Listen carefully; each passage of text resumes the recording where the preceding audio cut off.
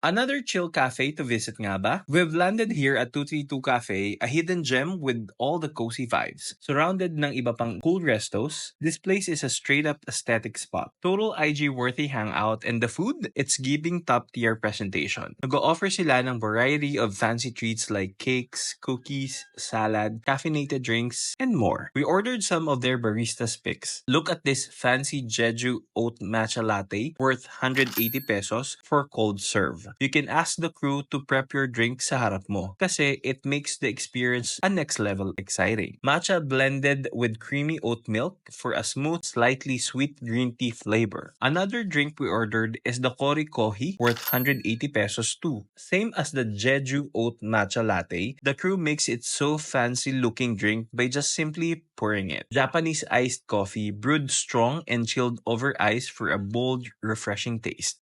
For some snacks, we ordered some of their sandwiches. This one is their chicken sandwich worth 180 pesos. A chicken sandwich served with creamy sauce and potato chips on the side. This one is their tuna sandwich worth 180 pesos too. A blend of tuna and fresh veggies with melted mozzarella and served with potato chips too. This nacho overload worth 180 pesos. Crispy tortilla chips topped with melted cheese, savory seasoned meat, and fresh salsa. We don't have any receipt this time but everything cost a total of 900 pesos. Medyo maliit yung place nila but it's so neat and clean. You can even grab your orders and bring it to nearby spots depende sa place kung saan ka feel comfy. Kaya, better hop on this cafe before it blows up and get too crowded. And that's it, Finders. Bye-bye!